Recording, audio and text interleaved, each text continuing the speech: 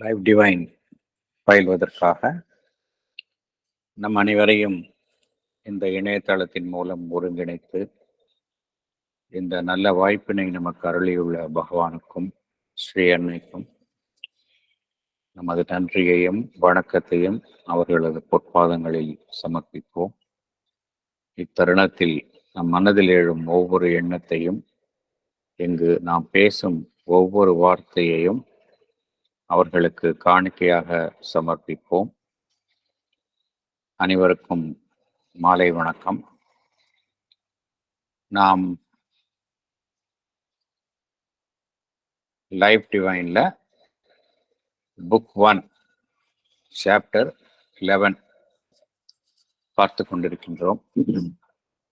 அதன் தலைப்பு delight of existence the problem.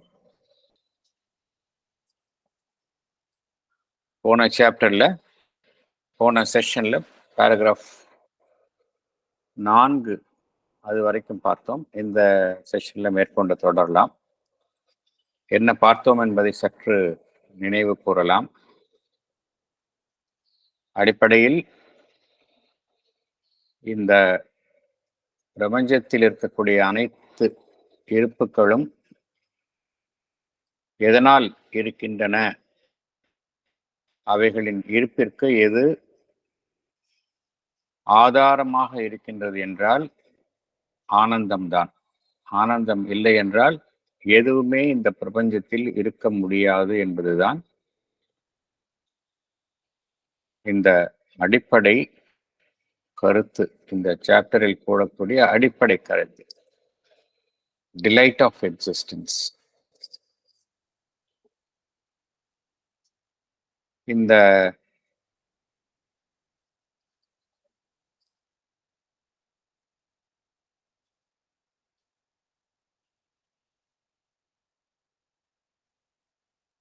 உலகம் என்பது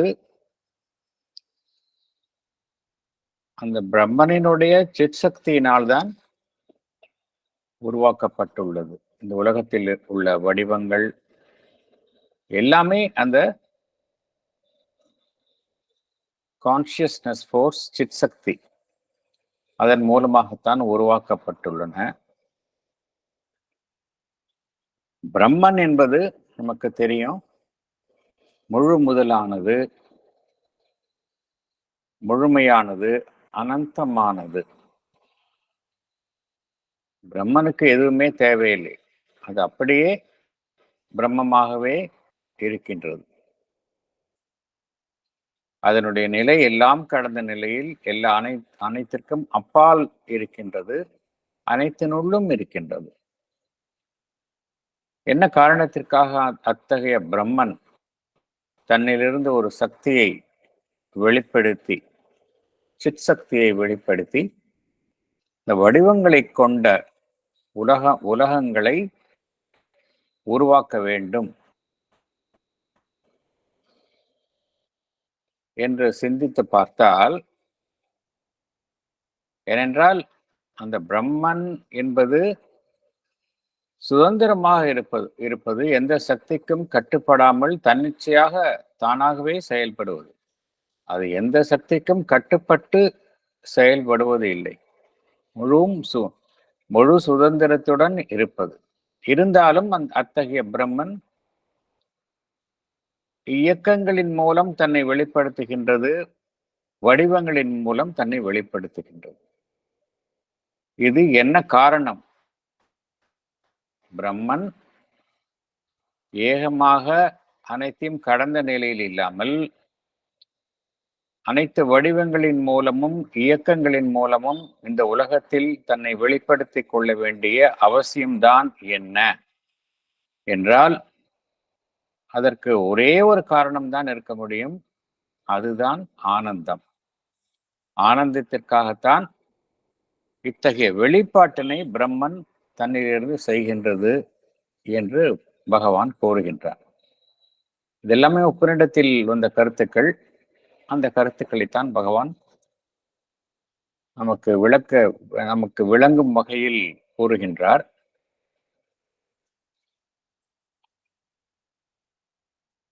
இந்த கான்சியஸ்னஸ் நமக்கு தெரியும், பிரம்மனினுடைய அடிப்படை இயல்பே கான்சியஸ்னஸ். அந்த எக்ஸிஸ்டன்ஸ் எப்படி இருக்கின்றது? Pure existence, but it is a conscious existence என்பதும் நமக்கு தெரியும். அதனுடைய அடிப்படை தன்மையே என்னவென்றால் ஆனந்தம்தான். பிளிஸ் அதுதான் அடிப்படை தன்மை. அந்த pure existence, it is a conscious existence. அந்த கான்சியஸ் எக்ஸிஸ்டன்ஸினுடைய வெரி நேச்சர், தன்மையே எதுவென்றால் பிளிஸ், ஆனந்தம்.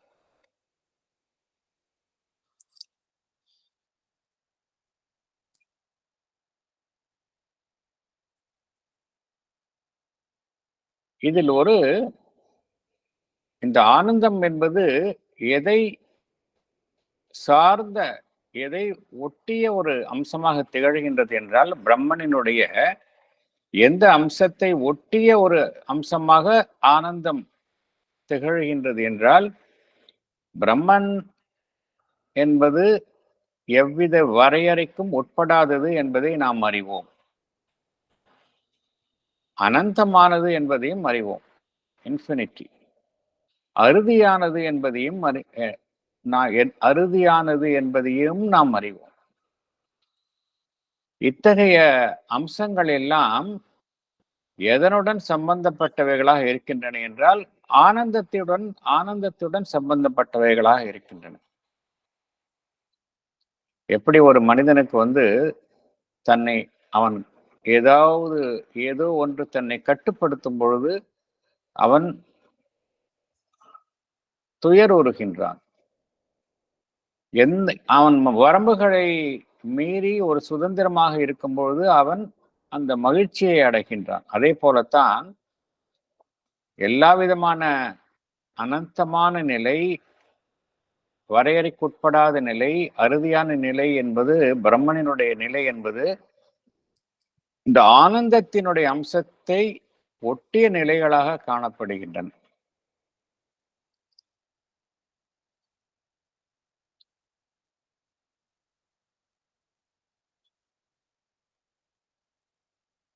எப்படி இந்த பிரம்மனினுடைய அந்த பியூர் எக்ஸிஸ்டன்ஸ் ஆனந்தத்தை தன்னுள் கொண்டதாக இருக்கின்றது என்றால், அது ஆனந்தத்தை தன்னுள் சுயமாகவே கொண்டதாக இருக்கின்றது.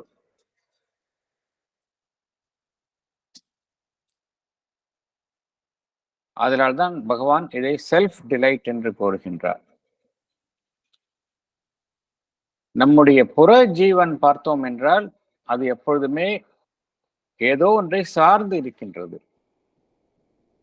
அதே சமயம் நாம் அகமுகமாக சென்று நம்முடைய ஜீவனினுடைய அந்த மையம் அதனுடன் தொடர்பு கொள்ளும் பொழுது இந்த ஆனந்தத்தினுடன் நாம் தொடர்பு கொள்கின்றோம். நமக்கு ஆனந்தம் கிட்டுகின்றது. எப்பொழுது என்றால் நம்முடைய புறஜீவன் என்றால் ஆனந்தம் என்பது நமக்குள்ளேயே சுயமாக இருப்பது. அது வெளியில் உள்ள எதையுமே சார்ந்து இருப்பது இல்லை. புறஜீவன் தான் புற சூழ்நிலைகளை சார்ந்து இருக்கின்றது. அவ்வாறு இல்லாமல் நாம் அகமுகமாக சென்று நம்முடைய அந்த மையம், ஜீவனினுடைய அந்த மையத்தை நாம் அதனுடன் தொடர்பை ஏற்படுத்தும் பொழுது நாம் இந்த ஆனந்தம் என்கின்ற அனுபவத்தை அடைகின்றோம். இந்த ஆனந்தம், பிரம்மனினுடைய அந்த ஆனந்தம் என்பது எப்படி பிரம்மன் அனந்தமாக இருக்கின்றதோ அதே போல அதுவும் எந்த வரையறைக்கும் உட்படாமல் இருக்கின்றது. இந்த ஆனந்தம் என்ன செய்கின்றது? தன்னிலிருந்து எல்லையற்ற இயக்கங்களையும் எல்லையற்ற மாறுபாடுகளை உடைய அமைப்புகளையும் தன்னிலிருந்து தோற்றுவிக்கின்றது. இந்த உலகங்கள், பிரபஞ்சங்கள் எல்லாமே இத்தகைய ஆனந்தத்தின் செயல்பாட்டினால்தான் உருவாக்கப்படுகின்றன.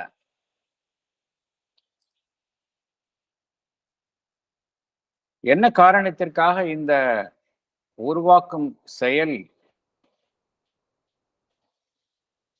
ஏற்படுகின்றது என்றால், அந்த பரம்பொருள், அந்த பிரம்மன் தன்னை இத்தகைய எல்லையற்ற இயக்கங்களின் மூலமும் மாறுபட்ட தோற்றங்களின் மூலமும்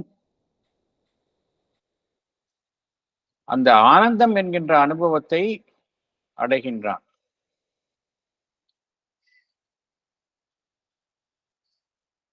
இந்த எல்லையற்ற பிரபஞ்சங்களையும் எல்லையற்ற உருவங்களையும் உருவாக்குவதின் மூலம் இந்த ஆனந்தம் என்ன செய்கின்றது? தன்னுடைய பல்வேறு ரூபங்களையும் வடிவங்களையும் அதன் மூலம் ஏற்படுத்துகின்றது. எப்படி அந்த சித் சக்தி பல்வேறு வடிவங்களை உருவாக்குகின்றதோ, அதே போல இந்த ஆனந்தம் என்ன செய்கின்றது? தன்னுடைய பல்வேறு ரூபங்களை இந்த படைப்புகளின் சிருஷ்டியின் மூலம் ஏற்படுத்துகின்றது.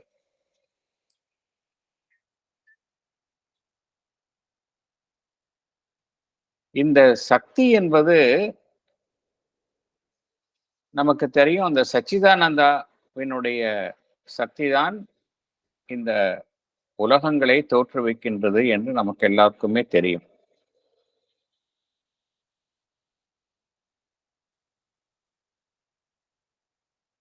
இந்த சக்தி தன்னுடைய சிருஷ்டி என்னும் செயலில் என்ன செய்கின்றது என்றால், தான் உருவாக்கும் விஷயங்களில், அமைப்புகளில் அது எல்லையற்ற மாறுபாடுகளை கொண்ட அந்த சிருஷ்டியை அது தன்னிலிருந்து தோற்றுவிக்கின்றது. இந்த சித் சக்தி, இந்த உலகங்களை உருவாக்கும் சக்தி எப்படி அந்த சிருஷ்டியை உருவாக்குகின்றது என்றால், எல்லையற்ற மாறுபாடுகள், இன்ஃபினிட் வேரியேஷன். ஏனென்றால் இந்த பிரபஞ்சத்தில் ஒன்றை போல இன்னொன்று இல்லை. இந்த வேரியேஷன் மாறுபாடுகள் எப்படி இருக்கின்றது என்றால், ஒரு எல்லை என்ற அளவற்ற நிலையில் அந்த மாறுபாடுகளை நாம் காண்கின்றோம். என்ன காரணத்திற்காக இந்த சிருஷ்டியின் பொழுது இத்தகைய அளவற்ற இன்ஃபினிட் வேரியேஷன் என்ன காரணத்திற்காக உருவாகுகின்றது என்றால்,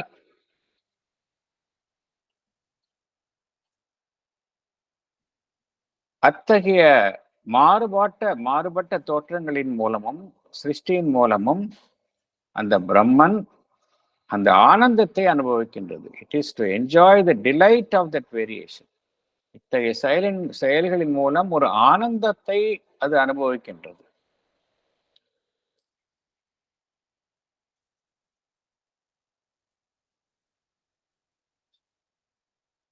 பிரம்மன் என்பது எந்த விதமான ஒரு மாற்றங்களையும் அடையாத ஒரு அமைப்பு என்பது தெரியும். அதே போல எல்லை கடந்த சக்தியை தன்னுள் கொண்டது என்பதும் நமக்கு தெரியும். ஆனால் இந்த பிரபஞ்சத்தில் உருவாகியுள்ள அமைப்புகள் எல்லாமே பார்த்தோம் என்றால், எல்லாமே மாறுபாடுகளை கொண்ட வடிவங்கள், மியூட்டபிள் ஃபார்ம்ஸ் ஆஃப் பிரம்மன். அந்த அனந்தமாக இருக்கும் சக்தியினுடைய ஒரு எல்லைக்குட்பட்ட விளைவுகள் தான் இந்த பிரபஞ்சத்தில் காணப்படும் அமைப்புகள். இவை அனைத்திலுமே எது அனைத்தையுமே தழுவி அனைத்திற்கும் பொதுவாக எது இருக்கின்றது என்றால், இந்த ஆனந்தம் தான் இருக்கின்றது.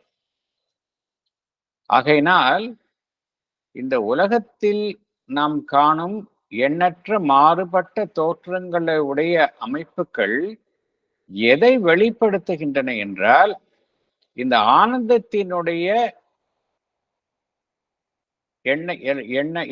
எல்லையற்ற மாறுபாடுகளை தான் வெளிப்படுத்துகின்றன. இந்த உலகத்தில் காணக்கூடிய எண்ணற்ற வேறுபாடுகளையும் மாறுபாடுகளையும் கொண்ட அமைப்புகள் எதை வெளிப்படுத்துகின்றன என்றால், அந்த ஆனந்தத்தினுடைய ஒரு எல்லையற்ற வேறுபாடுகளையும் மாறுபாடுகளையும் தான் வெளிப்படுத்துகின்றன. இங்கு பிரபஞ்சத்தில் இருக்கக்கூடிய அனைத்தும் நமக்கு தெரியும் எதனால் உருவாக்கப்பட்டன என்றால் ஒரு சக்தியினால் உருவாக்கப்பட்டன. அந்த சக்தியினால் தான் அனைத்துமே இருக்கின்றன என்பதும் நமக்கு தெரியும். அதே போல இன்னொரு முக்கியமான அம்சமும் நாம் அறிய வேண்டும். அது என்னவென்றால், இந்த பிரபஞ்சத்தில் இருக்கக்கூடிய அனைத்தினுள்ளும் எது இருக்கின்றது என்றால் த டிலைட் ஆஃப் எக்ஸிஸ்டன்ஸ். இந்த பிரபஞ்சத்தில் உள்ள ஒவ்வொரு விஷயத்திற்குள்ளும் எது இருக்கின்றது என்றால் அந்த டிலைட் ஆஃப் எக்ஸிஸ்டன்ஸ், அதுதான் இருக்கின்றது. அனைத்தும் அதனாலேயே இருக்கின்றன. Everything exist because of that. Bhagavan என்ன கூறுகின்றார்? இந்த ஆனந்தம் என்பது இல்லை என்றால் எதுவுமே இந்த உலகத்தில் இருக்க முடியாது என்று பகவான் குறிப்பிடுகின்றார். But for this delight of existence nothing can exist in the world.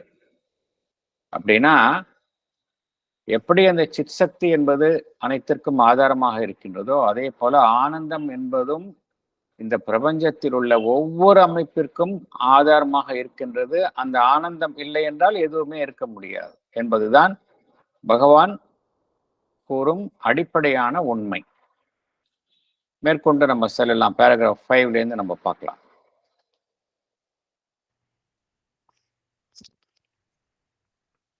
Book 1, Chapter 11, Delight of Existence. The problem. Paragraph 5. This ancient Vedantic theory of cosmic origin is immediately confronted in the human mind by two powerful contradictions: the emotional and sensational consciousness of pain and the ethical problem of evil. For if the world be an expression of Satchitananda, not only of existence that is conscious force, for that can easily be admitted, but of existence that is also infinite self-delight, how are we to account for the universal presence of grief, of suffering, of pain? For this, world appears to us rather a world of suffering than as a world of the delight of existence. Thank you, sir. Thank you. Explanation. Is it? Yes, please. Explanation. We have seen the Vedantic truth that it is from delight the universe is born, and it is by delight it exists and grows. Now, the two questions that come to our human mind seem to contradict this Vedantic truth. One relates to the emotional and sensational consciousness of pain. The other relates to the problem of evil. We have seen that the world is an expression of Satchidananda. It expresses itself in the form of existence, that is conscious force. There is no problem for us to admit the fact that existence is conscious force. But it also expresses in the form of existence, that is self-delight. When we say the existence is in itself an infinite self-delight, how can we justify the universal presence of grief, suffering, and pain? For us, this world appears rather a world of suffering than a world of the delight of existence. Thank you, sir. Thank you. இது அடிப்படை கேள்வி. எல்லோரையும் வாட்டும் ஒரு கேள்வி.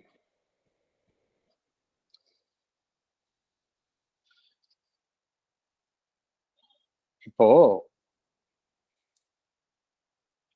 சில மதங்கள்ல பார்த்தோம் அப்படின்னா அவங்க வந்து கடவுள் அப்படின்னாலே எவ்வாறு பாவிக்கின்றார்கள் என்றால், கடவுள் என்னும் சக்தி என்பது எங்கோ இருப்பது, எங்கோ இருந்து இந்த பிரபஞ்சத்திற்கு, உலகத்திற்கு வெளியில் இருந்து இந்த உலகத்தை வழிநடத்தி கொண்டிருக்கின்றது என்று அவர்கள் கூறுகின்றார்கள். அவர்களை பொறுத்த வரைக்கும் பார்த்தோம் என்றால், இந்த துன்பம், மகிழ்ச்சி இவையெல்லாம் அந்த கடவுள் வழங்கும் ஒரு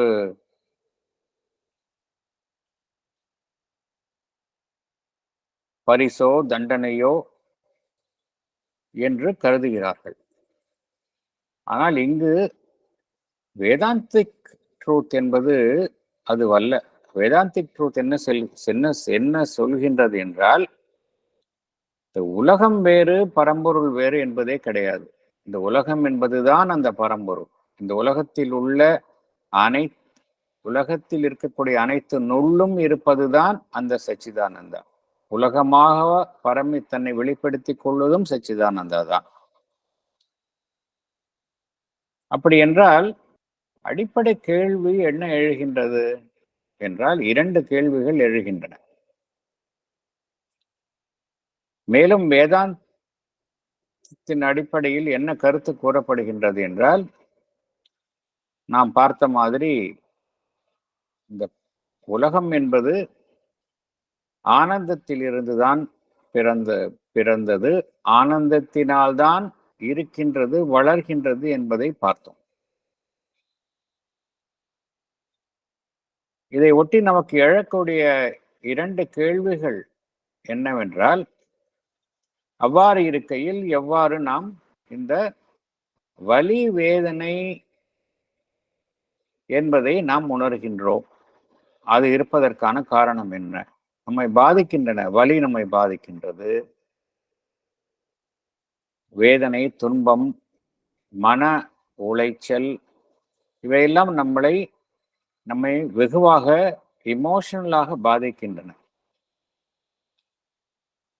இன்னொரு பிரச்சனை என்னவென்றால், ஆனந்தம்தான் அனைத்திற்கும் அடிப்படையாக இருக்கக்கூடிய அம்சம் என்றால், எவ்வாறு இந்த உலகத்தில் தீமை என்கின்ற ஒரு அமைப்பு, ஒரு அம்சம் இருக்கின்றது?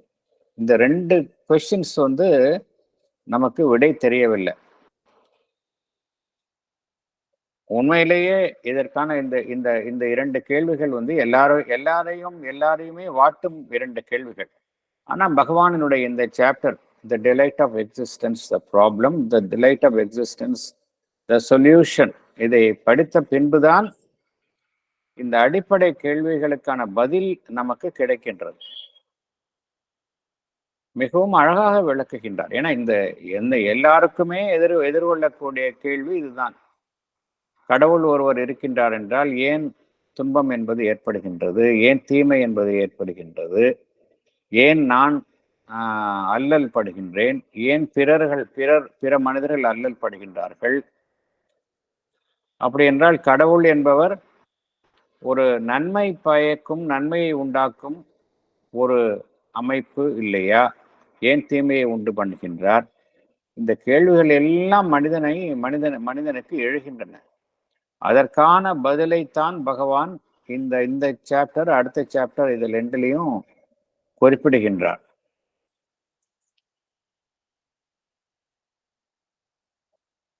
உலகம் என்பது இந்த சச்சிதானந்தாவினுடைய வெளிப்பாடு என்பதை நாம் அறிகின்றோம்.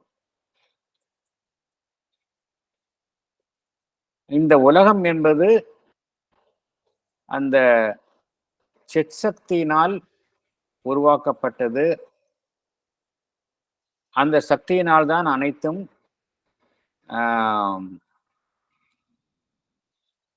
இங்கு செயல்படுகின்றன என்பதை நாம் உணர்கின்றோம். இதை நாம் ஏற்றுக்கொள்கின்றோம்.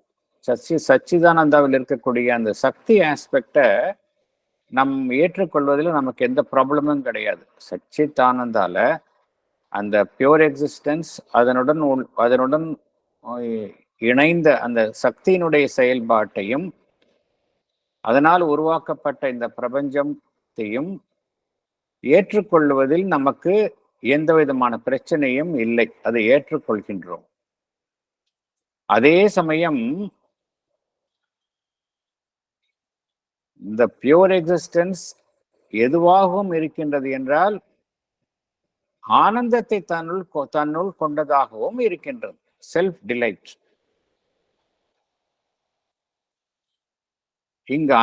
இங்க இருக்கக்கூடிய அனைத்து இருப்புகளும் தன்னுள் ஒரு எல்லையற்ற சுய ஆனந்தத்தை கொண்டிருக்கின்றன என்கின்ற கருத்தை கூறினால் நம்மால ஏற்றுக்கொள்ள முடிவதில்லை. என்ன காரணம் என்றால், அவ்வாறு இருக்கையில் எவ்வாறு எங்கும் துயரம் காண்கின்றோம்,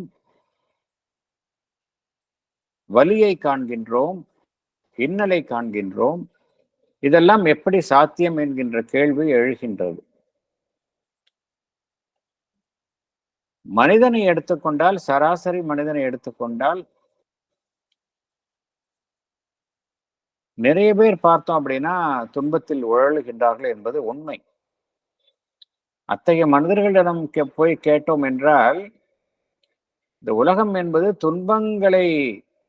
துன்பங்களை தாங்கிய உலகம்தான் என்றுதான் அவர்கள் கூறுவார்கள். ஆனந்தத்தை தன்னுள் கொண்ட உலகம் என்பதை அவர்கள் ஏற்றுக்கொள்ள மாட்டார்கள். மெஜாரிட்டி காமன் பர்செப்ஷன் என்ன அப்படின்னா, இந்த உலகம் என்பது துன்பங்களையும் துயரங்களையும் உடையதுதான் இந்த உலகம். இந்த உலகத்தில் இருக்கும் வரை இதிலிருந்து மீள முடியாது என்பதுதான் காமன் பர்செப்ஷன், பொதுவான கருத்து. அடுத்தது போகலாம். இது ஏன் இந்த கருத்து என்பதை விளக்குகின்றார் பகவான். அடுத்ததில் போகலாம்.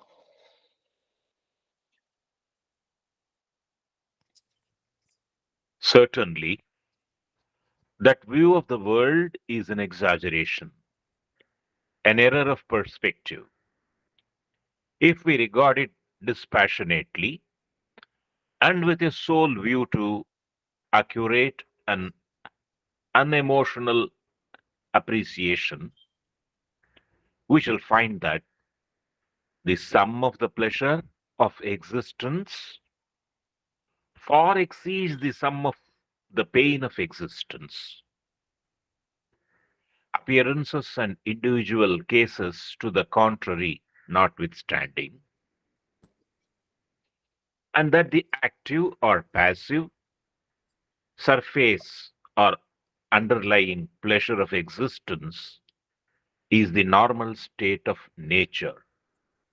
Pain, a contrary occurrence, temporarily suspending or overlaying that normal state. Thank you. Thank you. Explanation. படிக்கலாம். Yes. Sri Aurobindo says, our view of this world as a place of suffering is an exaggeration. It is an error of our point of view. If we look at the world impartially, accurately, without emotion, we will find that the sum total of happiness far exceeds the sum of pain of existence, though from the appearance it may look the opposite. In certain individual cases also, the opposite may be true. Exceptions are there in respect of those people who suffer from natural calamities, war, etc. However, the fact is that whether it is active or passive, on the surface or underlying, pleasure of existence is the normal state of nature. Pain is a contrary occurrence. Pain only temporarily suspends or overlays that normal state. Pain comes as a black dot on the white page of pleasure. Thank you. ஒரு முக்கியமான ஒரு உண்மையை நமக்கு சுட்டி காட்டுகின்றார் பகவான். இந்த உலகம் வந்து துன்பமானது, துன்பத்தை மட்டுமே கொண்டது என்கின்ற அந்த ஸ்டேட்மெண்ட் வந்து ஒரு எக்ஸாஜரேஷன், மிகைப்படுத்தப்பட்டது அப்படிங்கிறார் பகவான். இந்த உலகத்தில் துன்பத்தை தவிர வேறு எதுவுமே இல்லை என்று கூறுவது எக்ஸாஜரேஷன் என்று கூறுகின்றார். புத்தருடைய கருத்துக்கு மாறுபட்ட கருத்தாக இருக்கின்றது. இது வந்து நம்முடைய பார்வையில் ஏற்படக்கூடிய ஒரு பிழை என்று பகவான் குறிப்பிடுகின்றார். இந்த உலகத்தை வந்து நம்ம வந்து ஒரு பாரபட்சம் இல்லாத ஒரு கண்ணோட்டத்துல பார்த்தோம் என்றால்,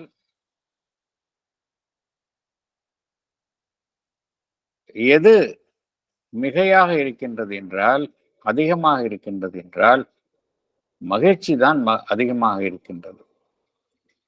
வலியையும் வேதனையும் விட எது அதிகமாக ஒவ்வொருவருடைய வாழ்விலும் இருக்கின்றது என்றால், அந்த ஹாப்பினஸ், மகிழ்ச்சி தான் அதிகம் இருக்கின்றது. இரண்டையும் ஒரு திராசில வைத்து பார்த்தோம். ஒவ்வொருவருடைய வாழ்க்கையை எடுத்துக்கொண்டு துன்பம் ஒரு பக்கத்திலும், இன்பம் ஒரு பக்கத்திலும் திராசில் வைத்து எடை போட்டால் எது மேலோங்கி இருக்கும், அதிகமாக இருக்கும் என்றால் இன்பம்தான் மேலோங்கி இருக்கும் என்று பகவான் குறிப்பிடுகின்றார். மேற்புற தோற்றத்திற்கு வந்து மாறுபட்டு காண்கின்றோம். ஒரு மாறுபட்டு இருப்பதை நாம் காண்கின்றோம். மேற்புற தோற்றத்தில் வேணால் அவ்வாறு இல்லாமல் இருக்கலாம்.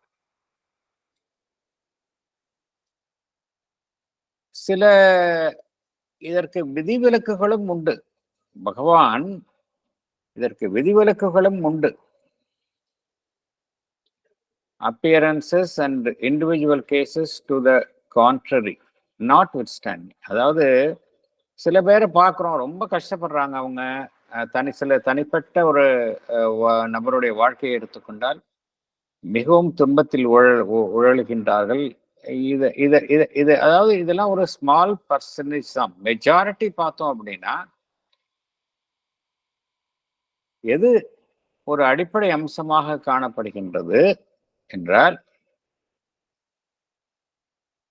அது மேற்புறத்தில் இருக்கலாம், இல்ல அடித்தளத்தில் இருக்கலாம், ஒரு மேலோங்கிய நிலையில் இருக்கலாம், அல்லது செயல்படாத நிலையில் இருக்கலாம். எல்லா நிலையிலும் எது அடிப்படை அம்சமாக இருக்கின்றது என்றால் இந்த pleasure of existence, இன்பம். அதுதான் வந்து நார்மல் ஸ்டேட் ஆஃப் நேச்சர் என்று பகவான் குறிப்பிடுகின்றார். pleasure of existence is a normal state of nature என்று பகவான் குறிப்பிடுகின்றார். Pain is a contrary occurrence அப்படிங்கிறார். வலி என்பது எப்பொழுதாவது தான் ஒருவருக்கு வருகின்றது என்று பகவான் குறிப்பிடுகின்றார். அந்த வலி எப்பொழுதாவது வரும்பொழுது என்ன செய்கின்றது என்றால், இந்த நார்மல் ஸ்டேட் ஆஃப் ஹாப்பினஸ், வழக்கமாக இருக்கக்கூடிய அந்த மகிழ்ச்சியை அது நிறுத்தி வைக்கின்றது, அவ்வளவுதான். அல்லது அதற்கு மேல் இந்த வலி வந்து தன்னை பொருத்தி கொள்கின்றது, அவ்வளவுதான். ஆனா எது எப்பொழுதுமே இருக்கின்றது என்றால் இந்த மகிழ்ச்சி தான் எப்பொழுதுமே இருக்கின்றது.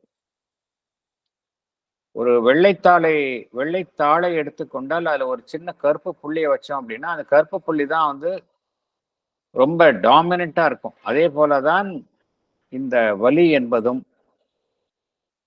இது வந்து எல்லோருடைய வாழ்விலும் சிந்தித்து பார்த்தால் இந்த உண்மையை நாம் ஏற்றுக்கொள்ளலாம். ஒட்டுமொத்த வாழ்வுல நம்ம எடுத்து பார்த்தோம் அப்படின்னா இந்த ஒரு பிளஷர் அதுதான் அடிப்படை காரணமாக இருக்கின்றது. அதாவது அதுவும் பகவான் என்ன சொல்றாருன்னா, இந்த நார்மலா இருக்கிறதே ஒரு ப்ரெஷர் தான் அப்படிங்கிறாரு. சில பேருக்கு வந்து பிளஷர் ஹாப்பினஸ்னா அவங்களுக்கு தெரியாது, என்னன்னு தெரியாது. ஏதோ ஒன்றினால் அவர்கள் தூண்டப்பட்ட நிலையில் இருக்கும் பொழுதுதான் அவர்களுக்கு இன்பம் என்பதை உணர முடியும். எக்ஸைட்மெண்ட், அவங்கள பொறுத்த வரைக்கும் எக்ஸைட்மெண்ட் தான் ப்ளஷர்னு சொல்லுவாங்க. ஆனா அப்படி கிடையாது அப்படிங்கிறார். நார்மல் ஸ்டேட்ல இருந்தாலே ப்ளஷர் தான் அப்படிங்கிறார் பகவான். அதுதான் நார்மல் மனிதனுடைய வழக்கம். என்ன காரணம் என்றால் இந்த டிலைட் ஆஃப் எக்ஸிஸ்டன்ஸ் நமக்குள்ளேயே இருக்கின்றது. அது வெளியில எதை நம்பியும் இருப்பதில்லை. Delight of existence it is there. எல்லா எக்ஸிஸ்டன்ஸ்லயும் இந்த டிலைட் இருக்கின்றது. அதன் காரணமாகத்தான் நம்மால வாழ்க்கையை வாழ முடிகின்றது. அடுத்தது போகலாம்.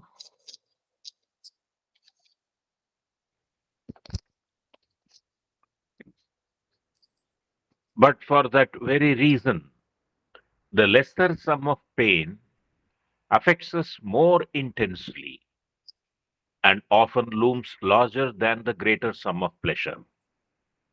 Precisely because the later is normal, we do not treasure it, hardly even observe it, unless it intensifies into some acuter form of itself, into a wave of happiness, a crest of joy or ecstasy.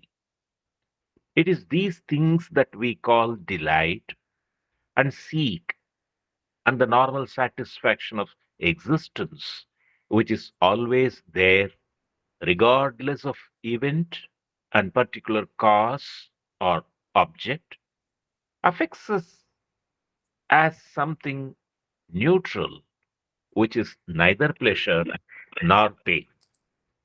Thank you, sir. Thank you. Explanation. படிக்கட்டுமா sir? Yes, madam. For the very reason that pain is not normal and is only a contrary occurrence, its lesser sum affects us intensely. Because it is rarer, it hits us harder. Pain appears threatening than the greater sum of pleasure. We do not treasure pleasure because it is our normal state. We are so used to it that we take it for granted. We hardly notice pleasure unless it becomes an acute form of itself, a wave of happiness, a crest of joy, and ecstasy. For example, we take our breathing for granted unless it becomes difficult for us to breathe due to illness. We call the intense form of pleasure or excitement as delight, and we seek for it. There is a normal satisfaction of existence which is always present in us. It is present regardless of event or a particular cause or object. This state, which appears to us neutral, causes neither pain nor pleasure. Thank you, sir. Thank you, madam. Thank you. எப்பொழுதுமே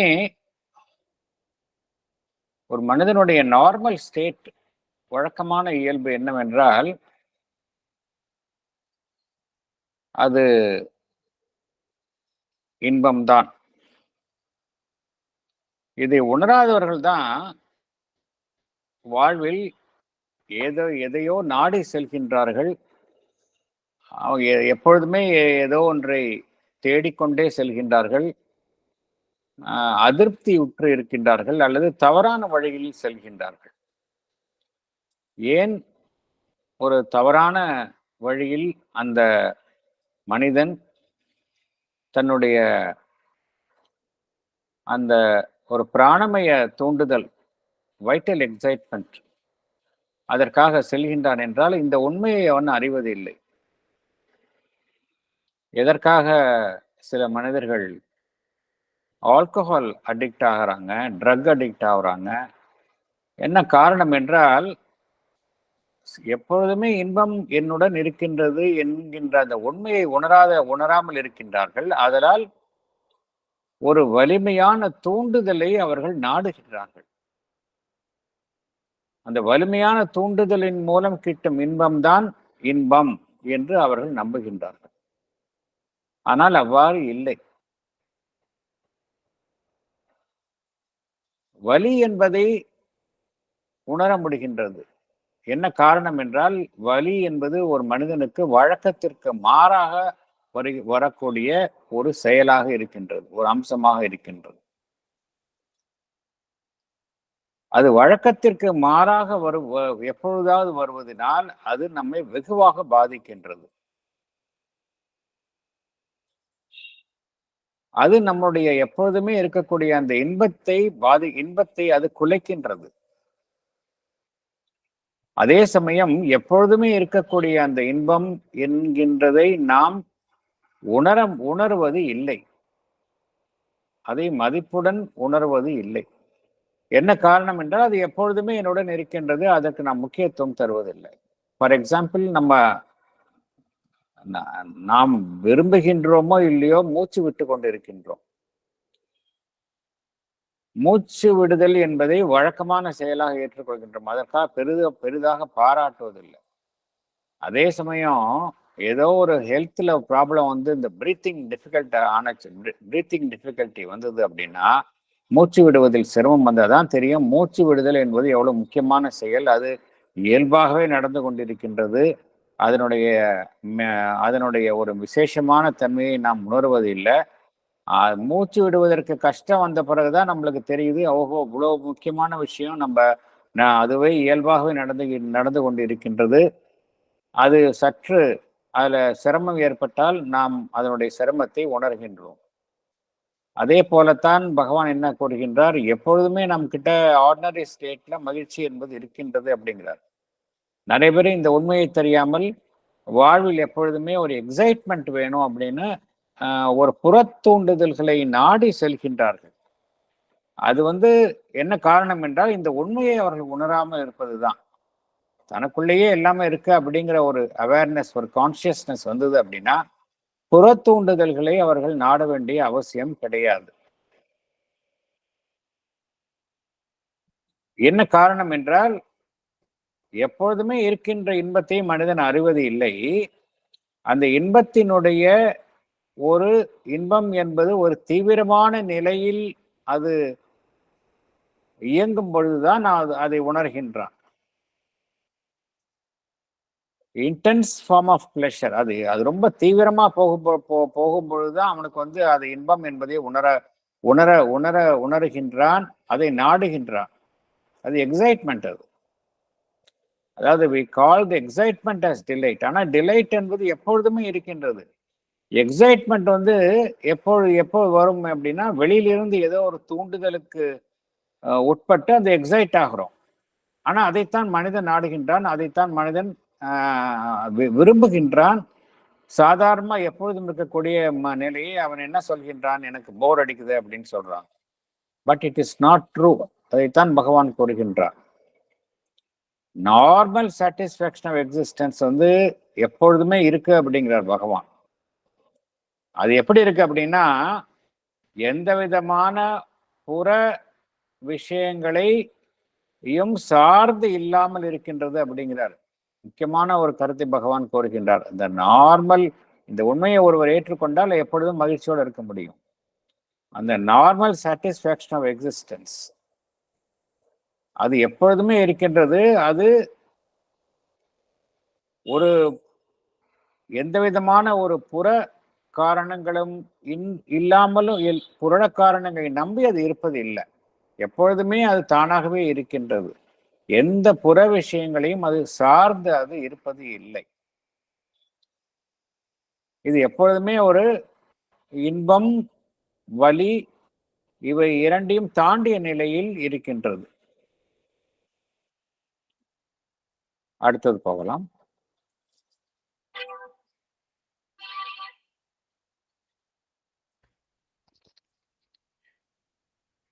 It is there, a practical fact.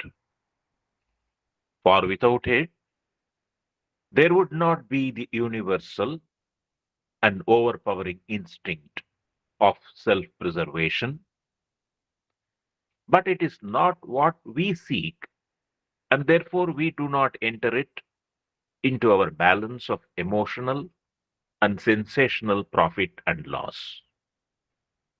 In that balance, we enter only positive pleasures on one side and discomfort and pain on the other. Pain affects us more intensely because it is abnormal to our being.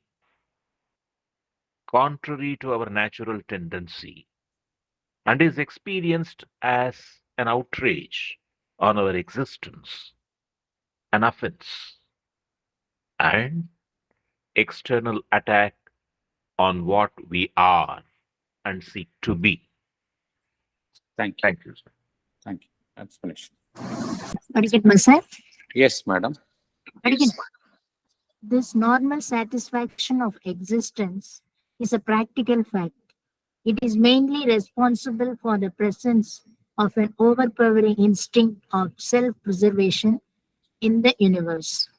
Precisely for this reason, no one wants to die. That is, suicides are exceptions. Even in such cases, people end their lives because of their incapacity to feel this normal satisfaction of life and not because life is painful. But we do not seek this normal state. What we seek is some exciting form of pleasure.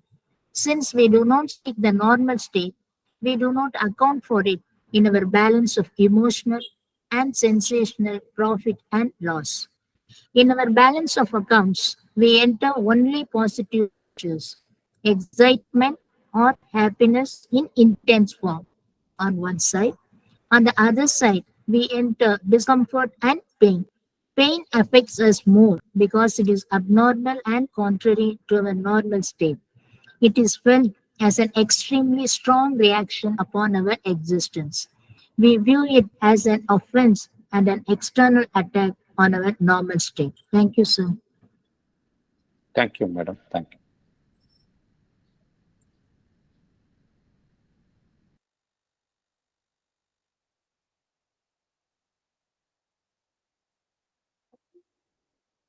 பகவான் என்ன கூறுகின்றார்?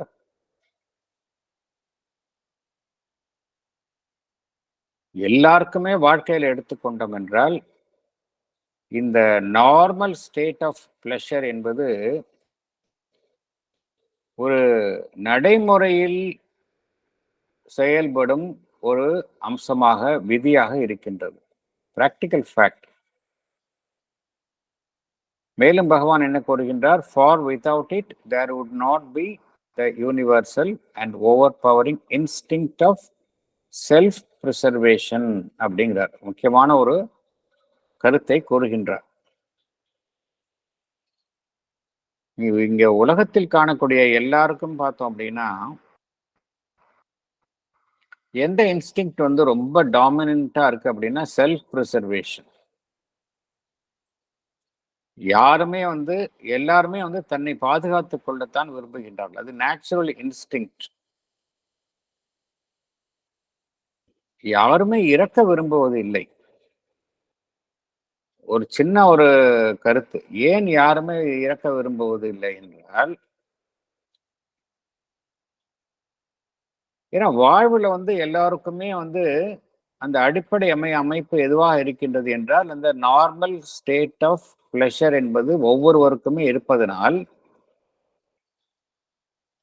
இறப்பு என்பதன் மூலம் அதிலிருந்து எவரும் விடுபட விரும்புவது இல்லை. இந்த சூசைட்ஸ் என்பதும் பார்த்தோம் அப்படின்னா எக்ஸப்ஷன்ஸ் தான். அவர்களும் எதற்காக அந்த தற்கொலை செய்து கொள்கின்றார்கள் என்றால், இந்த எப்பொழுதுமே வழக்கமாக தன்னுள் இருக்கக்கூடிய இந்த ஒரு மகிழ்ச்சியை அவர்களால் உணர முடிவதில்லை. அந்த உணர்வு அந்த மகிழ்ச்சியை உணருவதற்கான அந்த இயல்பை, திறனை அவர்கள் பெற்றிருக்கவில்லை. அதனால் தான் அவர்கள் தற்கொலை செய்து கொள்கின்றார்கள். அதாவது வாழ்வு என்பது வலியும் வேதனையும் இருக்கின்றது என்பதை விட எல்லோரும் என்ன நினைத்துக் கொண்டிருக்கின்றோம்? தற்கொலை செய்து கொள்பவர்கள் எல்லாமே இந்த வாழ்வில் எதிர்பாரக்கூடிய பிரச்சனைகள், வலி, அதிலிருந்து தப்பித்து செல்வதற்காக பண்ணிக் கொள்கின்றார்கள் என்று கருதப்படுகின்றது. ஆனா உண்மையிலேயே என்ன என்றால், எப்பொழுதுமே இருக்கக்கூடிய அந்த மகிழ்ச்சி என்பதை அவர்களால் உணர முடியாமல் இருப்பதினால்தான் எப்போதாவது பாதிக்கக்கூடிய அந்த வலி என்பது அவர்களை வெகுவாக பாதித்து அவர்களை தற்கொலைக்கு தூண்டுகின்றது என்று இங்கு குறிப்பிடப்படுகின்றது. ஆனால் மனிதன் என்பவன் இந்த எப்பொழுதுமே வழக்கமாக இருக்கக்கூடிய மகிழ்ச்சி என்னும் நிலையை அவன் நாடுவது இல்லை. அவனுக்கு என்ன தேவை என்றால் ஒரு எக்ஸைட்மெண்ட், ஒரு தன்னை உற்சாகப்படுத்தும் ஏதோ ஒன்றை அவன் நாடுகின்றான்.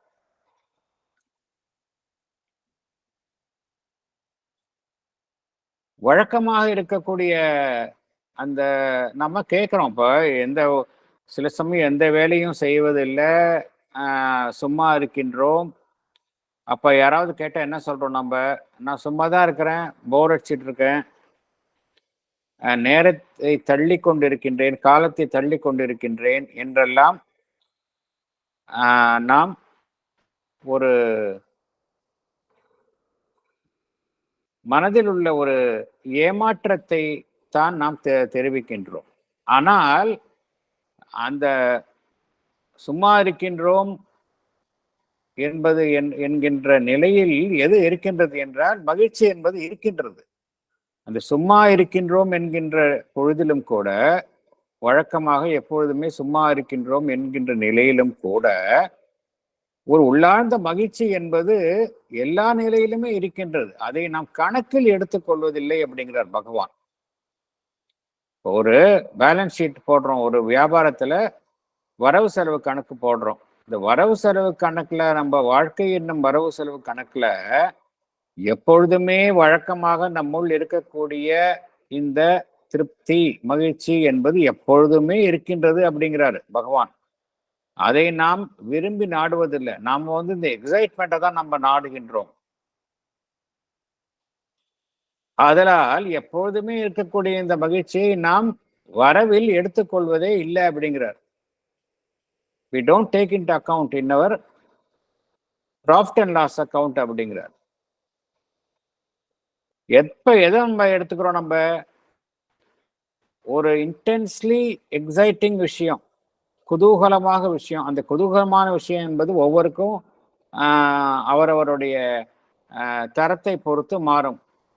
சில பேருக்கு மேபி கோயிங் டு சினிமா பார்ப்பதன் மூலமா, இல்லை ரெஸ்டாரண்ட் போய் அவர்கள் வேண்டிய உணவு வகைகளை உண்பதன் மூலம், சில பேருக்கு நண்பர்களை சந்தித்து ஒரு குதூகலமாக இருப்பதன் மூலம், இது மாறிக்கொண்டே இருக்கும். இதுல எல்லா நிலைகளும் பொருந்தும். இந்த எக்ஸைட்மெண்ட்டை தான் நம்ம கணக்கில் எடுத்துக்கிறோம் ஒழிய, இந்த எப்பொழுதுமே நம்முள் இருக்கக்கூடிய இந்த மகிழ்ச்சி என்பதை நாம் கணக்கில் எடுத்துக்கொள்வது இல்லை என்று பகவான் குறிப்பிடுகின்றார். ஆனா எதை நம்ம கணக்கில் எடுத்துக்கிறோம்? எப்போவாது நமக்கு வரக்கூடிய வழிகளை நாம் அதுல கணக்கில் எடுத்துக்கிறோம். எப்பொழுதுமே இருக்கக்கூடிய அந்த இன்பத்தையும் ஒரு திருப்தியுற்ற நிலையையும் நாம் கணக்கில் எடுத்துக்கொள்வது இல்லை அப்படிங்கிறார். வலி என்பதை ஒரு தீவிரமான ஒரு செயல்பாடாக, ஒரு எதிர்விளைவாக, நம்முடைய வாழ்வில் ஏற்படக்கூடிய ஒரு தீவிரமான ஒரு ரியாக்ஷன், எதிர்விளைவாக நாம் கருதுகின்றோம். நம்முடைய எப்பொழுதுமே இருக்கக்கூடிய நம்மளுடைய நிலையின் மீது ஏவப்பட்ட ஒரு தாக்குதலாகத்தான் நாம் வலியை நாம் கருதுகின்றோம். ஆகையினால பகவான் என்ன கூறுகின்றார்? நம்மளுடைய உண்மையிலேயே பாரபட்சம் இல்லாமல் பார்த்தோம், மகிழ்ச்சி இன்பம் தான் எப்பொழுதுமே இருக்கின்றது. அதுதான் மேலோங்கி இருக்கின்றது, அதிகமாக மிகையாக காணப்படுகின்றது. வலி என்பது ஒரு மனிதனை எடுத்துக்கொண்டால் எப்பொழுதாவது தான் வருகின்றது. அது எப்பொழுதாவது வருவதினால் அது மிகவும் பாதிப்பை உண்டாக்குகின்றது. அதை மனிதன் கணக்கில் எடுத்துக்கொள்கின்றான். ஆனால் எப்பொழுதுமே இருக்கக்கூடிய மகிழ்ச்சி என்பதை அவன் கணக்கில் எடுத்துக்கொள்வதே இல்லை என்று பகவான் குறிப்பிடுகின்றார். இது ரொம்ப வாழ்க்கையை ஒவ்வொரு மனிதனும் எவ்வாறு பார்க்க வேண்டும் என்பதற்கு ஒரு மிகச்சிறந்த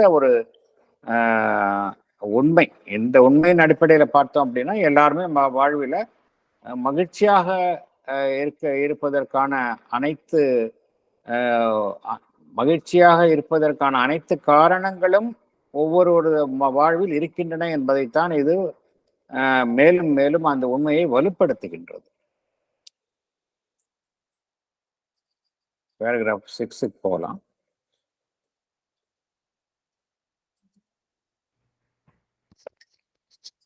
Paragraph 6.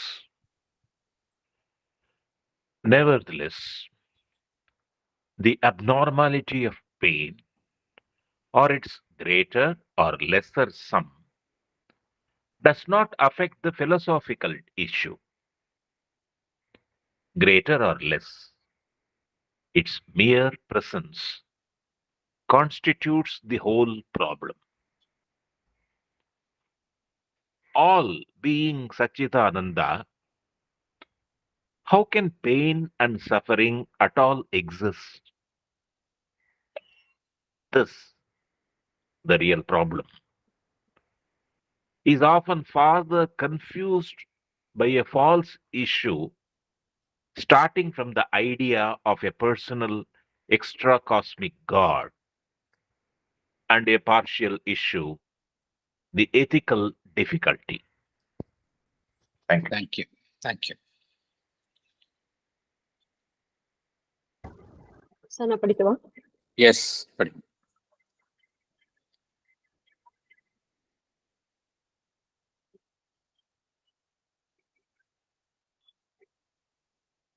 Philosophically speaking, whether the pain is more or less is not a concern. That concerns only human beings. But what really matters is its very presence. Its very presence creates the whole problem. The question asked is, all being Satchidananda, how can the pain and suffering be present? This is the real problem for which we have to find a satisfactory answer. This problem gets further complicated by two other issues.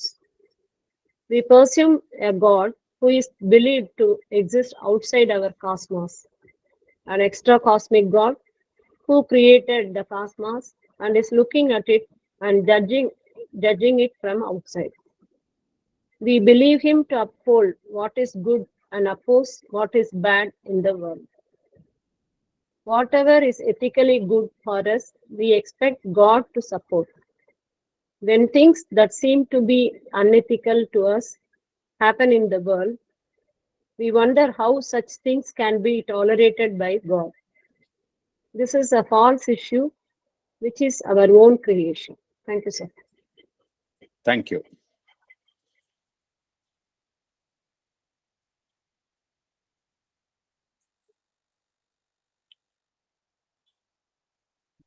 ஒரு philosophical point of viewல பார்த்தோம் அப்படின்னா, இந்த pain அதனால் ஏற்படும் தீமைகள் எல்லாம் பார்த்தோம் அப்படின்னா, பிலசாபிக்கலா பார்த்தோம் அப்படின்னா அது வந்து அதனுடைய சிக்னிஃபிகன்ஸ் வந்து தெரிவதே இல்லை. பிலசாபிக்கலா பார்த்தோம் அப்படின்னா, ஓகே, ஒரு சமயம் இன்பமாக இருக்கின்றோம், மறுபுறம் துன்பமாக இருக்கின்றோம், இன்பமும் துன்பமும் கலந்துதான் வாழ்க்கை, இப்படிலாம் நம்ம பிலசாபிக்கலா பேசலாம். அதனாலதான் என்ன கூறுகின்றார் பகவான், பிலசாபிக்கலா வந்து இந்த இஷ்யூ வந்து பாதிப்பது இல்லை. இந்த பெயின், இந்த சஃபரிங் வந்து பிலசாபிக்கல் பாயிண்ட் ஆஃப் வியூல அதுக்கு ஒன்றும் சிக்னிஃபிகன்ஸ் இல்லை. ஆனா மனிதனை பாதிக்கின்றது இல்லையா? மனிதனுடைய வாழ்வை இந்த வலியும் வேதனையும் பாதிக்கின்றன.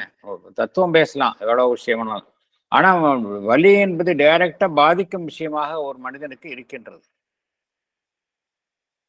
அது இருக்கின்றது என்பதை யாராலும் மறுக்க முடியாது. அது நமக்கு பிரச்சனை தருகின்றது என்பதை மறுக்க முடியாது.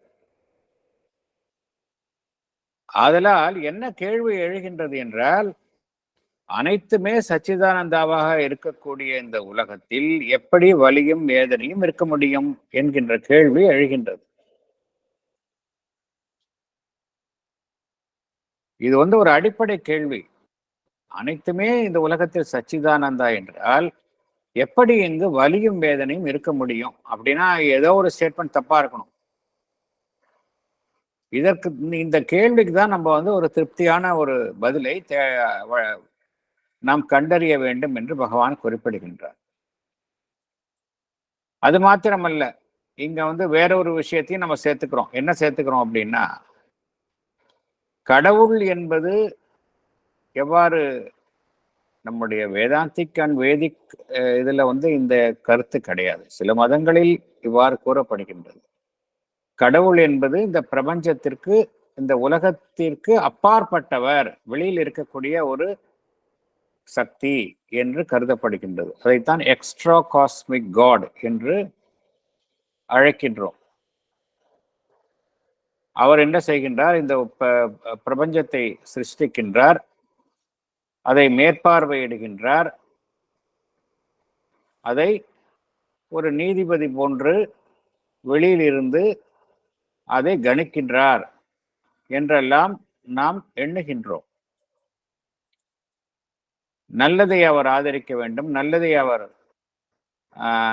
நல்ல விஷயங்களை, நன்மையை அவர் நிலைநிறுத்தி தீமையை அவர் விலக்குகின்றார் என்றெல்லாம் நாம் நினைக்கின்றோம். கடவுள் என்றால் நன்மையை ஆதரித்து தீமையை அவர் மறுத்து இருக்க வேண்டும் என்று நாம் எண்ணுகின்றோம். எவையெல்லாம் தார்மீக ரீதியாக நன்மை என்று நம்மால், நல்லது என்று நம்மால் கருதப்படுகின்றதோ அதை அந்த கடவுள் ஆதரிக்க வேண்டும் என்று எதிர்பார்க்கின்றோம். சில விஷயங்கள் தார்மீக நெறிக்கு புறம்பாக இந்த உலகத்தில் நிகழும் பொழுது என்ன நாம் கூறுகின்றோம்? எப்படி இத்தகைய செயல்களை கடவுள் பொறுத்து கொள்கின்றார், தாங்கிக் கொள்கின்றார், அனுமதிக்கின்றார் என்றெல்லாம் நாம் கூறுகின்றோம். பொதுவாக எல்லோருமே எடுத்துக்கொண்டால் இவ்வாறுதான் இந்த பிரச்சனையை கையாளுகின்றார்கள். பகவான் என்ன கூறுகின்றார்? இந்த கையை இவ்வாறு பார்ப்பது சரியா என்றால் இல்லை அப்படிங்கிறார்.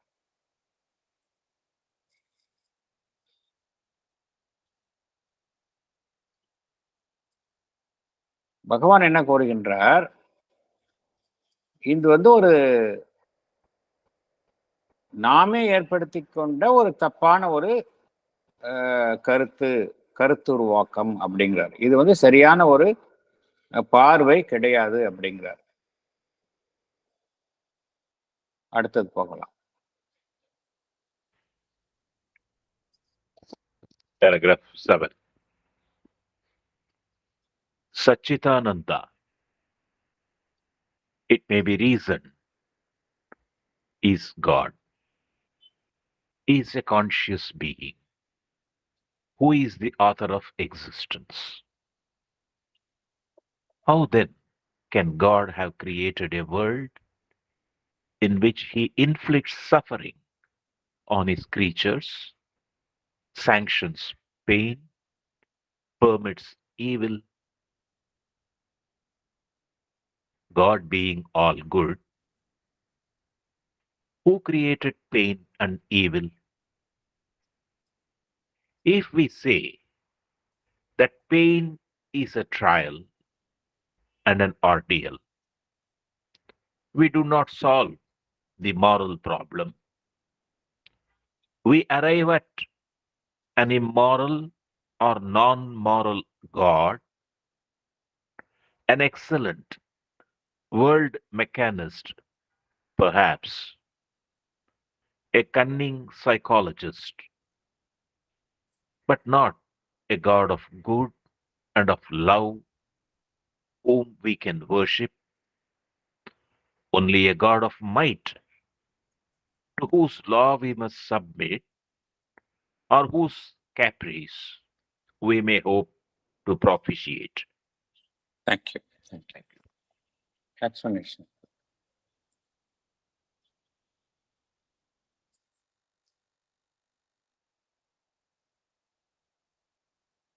படிக்கலாம்.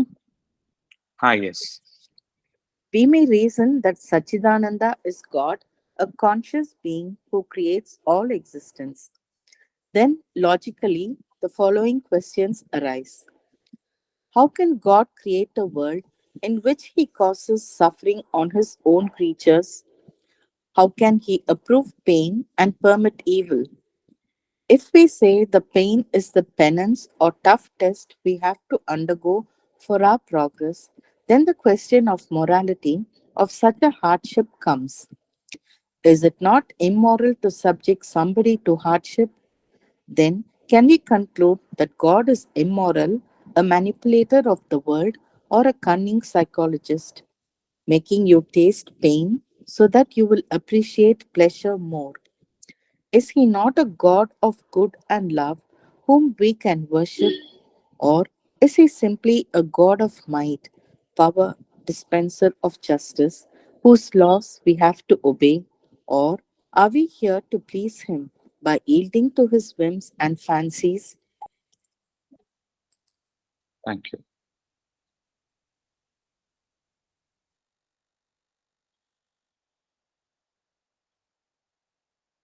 சச்சித் ஆனந்தா தான் இந்த பிரபஞ்சத்தை, உலகத்தை சிருஷ்டித்தது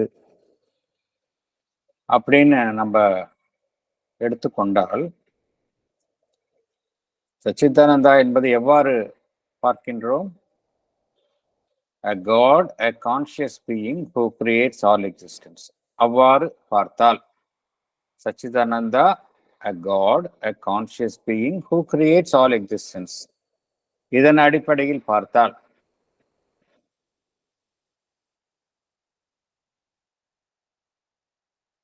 என்ன தோன்றுகின்றது நமக்கு?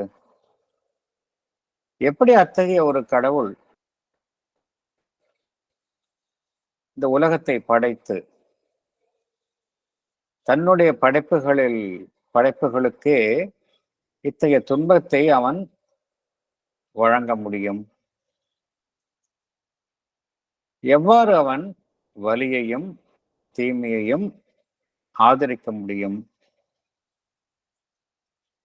அல்லது வலி என்பது நம்முடைய முன்னேற்றத்திற்காக நாம் எதிர்கொள்ளும் ஒரு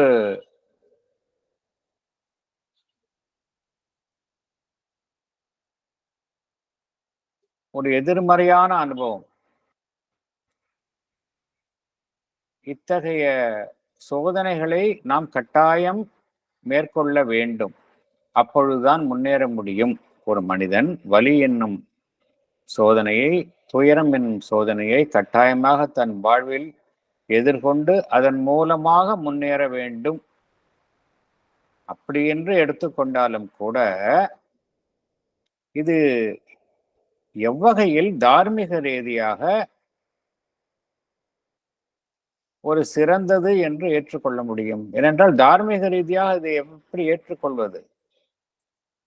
ஒருவரை வேண்டுமென்றே துன்பத்தில் ஆழ்த்துவது என்பது தார்மீக நெறிக்கு ஒரு ஒவ்வாத செயல் அல்லவா என்று பகவான் கேட்கின்றார். Is it not immoral to subject somebody to hardship? அப்படி என்றால் கடவுள் என்பது தார்மீக நெறி அற்றவரா? இந்த உலகத்தை தன் இஷ்டப்படி ஆட்டி வைக்கும் ஒரு சக்தி வாய்ந்த அமைப்பா? அல்லது ஒரு கன்னிங் சைக்காலஜிஸ்ட் அப்படிங்கிறார் பகவான். கன்னிங் சைக்காலஜிஸ்ட்னா என்ன அர்த்தம்? மிகவும் தந்திரமான ஒரு உளவியல் நிபுணரா கடவுள்? ஏன் அவ்வாறு பகவான் குறிப்பிடுகின்றார் என்றால், ஒருவரை வலி என்பதை அனுபவிக்க வைத்து அதன் மூலமாக அவருக்கு இன்பத்தை அனுபவிக்கும் அந்த திறனை அவருக்கு அளிப்பது. ஸோ இது வந்து ஒரு கன்னிங் ஆக்ஷன், ஒரு தந்திரமான செயல்.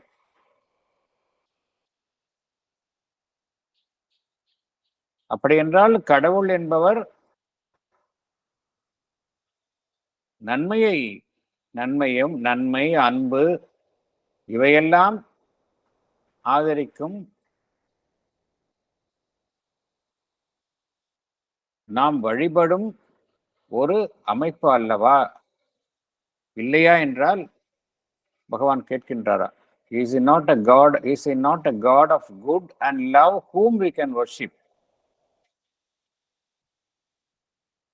அல்லது வெறும் கடவுள் என்பது ஒரு சக்தியை தன்னுள் வைத்துக்கொண்டு, சக்தி வாய்ந்த ஒரு அமைப்பாக எடுத்துக்கொண்டு, தனக்கென்றே சில விதிகளை வகுத்து கொண்டு, அந்த விதிகளுக்கு நாம் கட்டுப்பட வேண்டும் என்ற ரீதியில் செயல்படும் ஒரு அமைப்பா?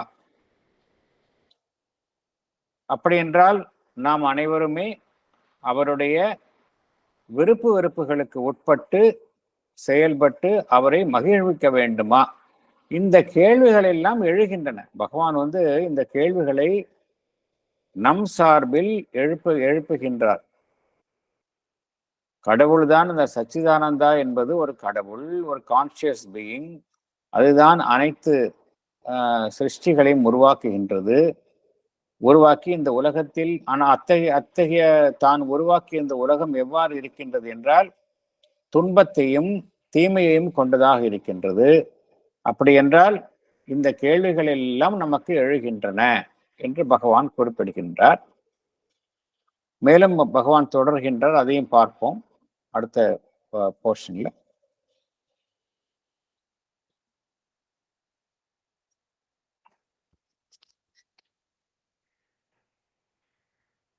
For one who invents torture as a means of test or ordeal stands convicted either of deliberate cruelty or of moral insensibility. And if a moral being at all is inferior to the highest instinct of his own creatures, and if to escape this moral difficulty, we say that pain is an inevitable result and natural punishment of moral evil,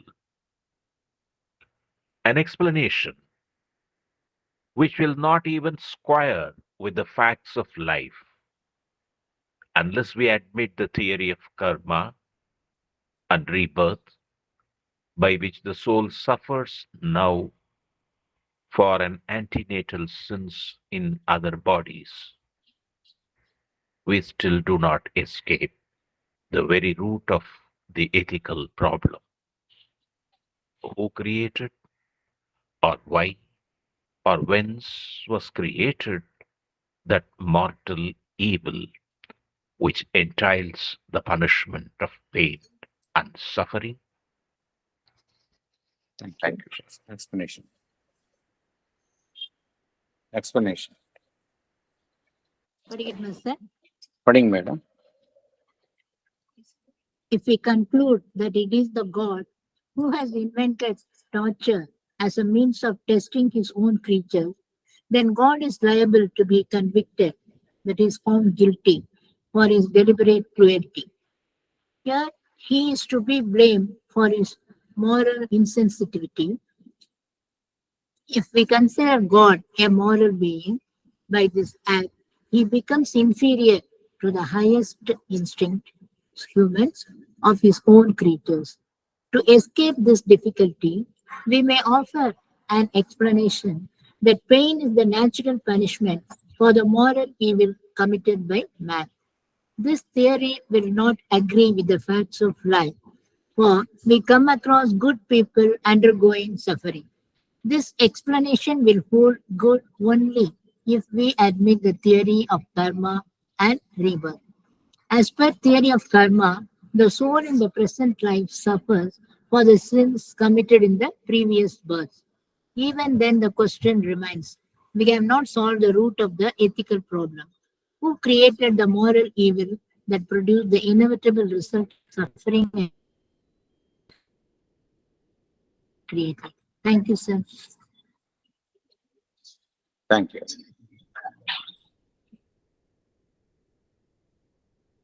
previous போர்ஷன்ல பகவான் என்ன கூறினார்? கடவுள்தான் இந்த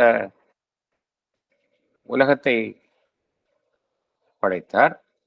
அதில் துன்பமும் தீமையும் அவர்தான் படைத்தார், அவர்தான் உருவாக்கினார்.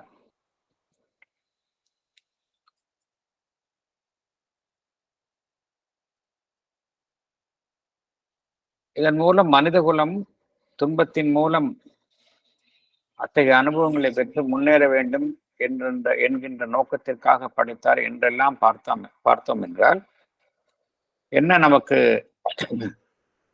எண்ணம் எழுகின்றது என்றால், கடவுள் என்கின்ற நாம் நினைத்துள்ள அந்த எண்ணத்திற்கு நேர்மாறாக அமைகின்றது. கடவுள் என்றால் நன்மையையும் அன்பையும்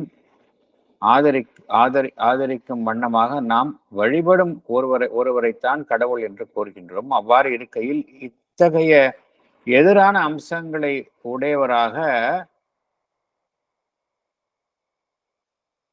நாம் எவ்வாறு கருத முடியும்?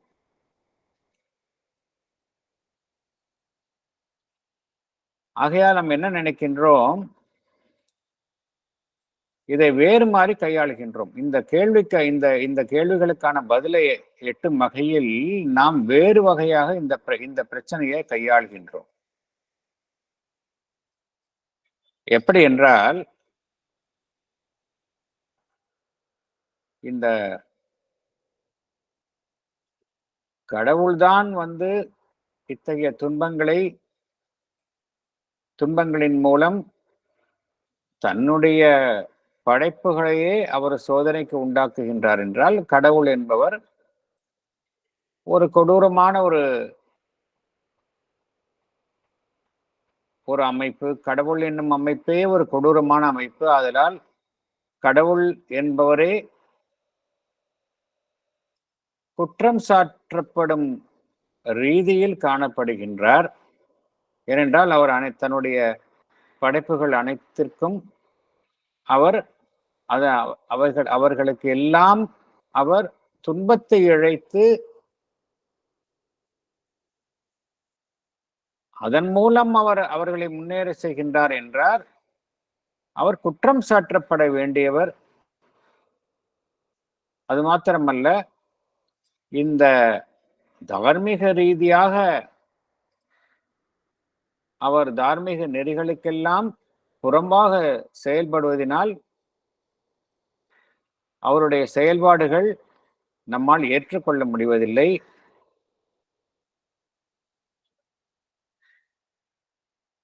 தார்மீக ரீதியாக பார்க்கும் பொழுது கடவுள் என்பவருடைய செயல்களை பார்த்தோம் என்றால், அவருடைய படைப்புகளான ஒரு உச்சக்கட்ட நிலையில் இருக்கக்கூடிய படைப்பை விட அவர் தாழ்ந்து போகின்றார். அந்த நிலையில் அவர் தாழ்ந்து போகின்றார். இவ்வாறெல்லாம் நாம் பார்க்க போனால், ஆதலால் நாம் என்ன கூறுகின்றோம்?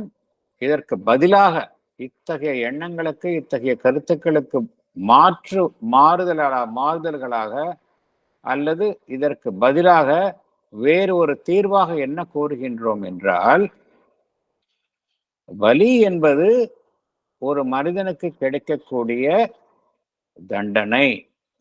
எதற்கான தண்டனை என்றால், தார்மீக ரீதியாக அவன் இழைத்த தீமைகளுக்கு அவன் அடையும் தண்டனை என்று நாம் கூறுகின்றோம். இங்கு நாம் கடவுளை விலக்கி விடுகின்றோம். மனிதன் என்பவன் தவறு இழைக்கின்றான், அதற்கான தண்டனையை அவன் அனுபவிக்கின்றான் என்று கூறுகின்றோம். இந்த கருத்தையும் நாம் முழுமையாக ஏற்றுக்கொள்ள முடியாது. என்ன காரணம் என்றால், சில நல்ல மனிதர்கள் துன்பப்படுவதை பார்க்கின்றோம். எந்த விதமான தீமையும்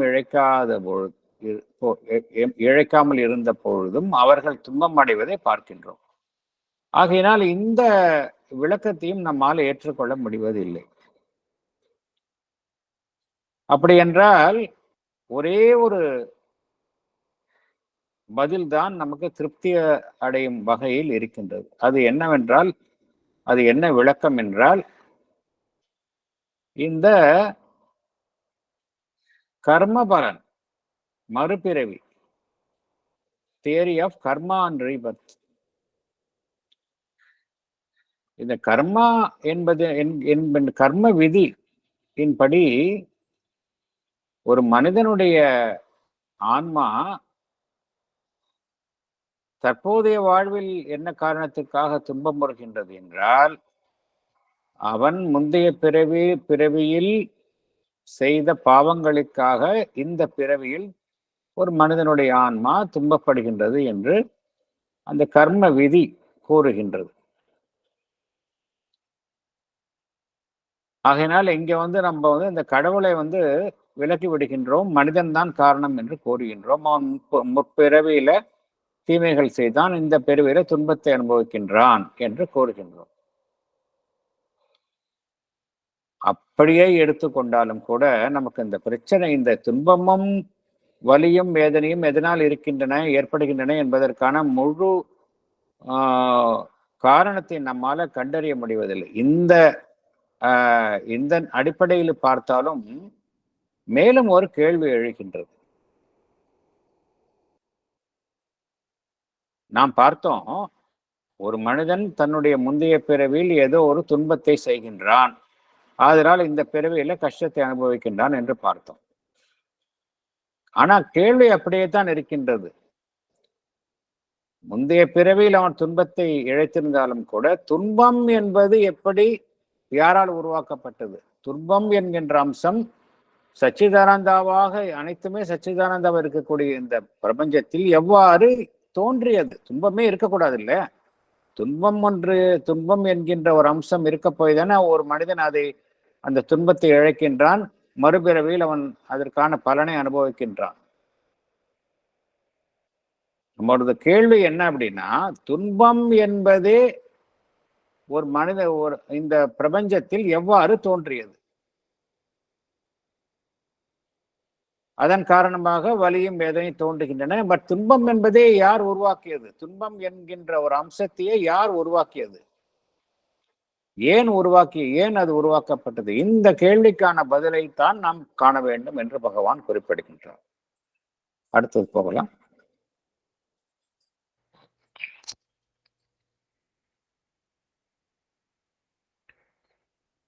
I'm seeing that moral evil is in reality a form of mental disease or ignorance.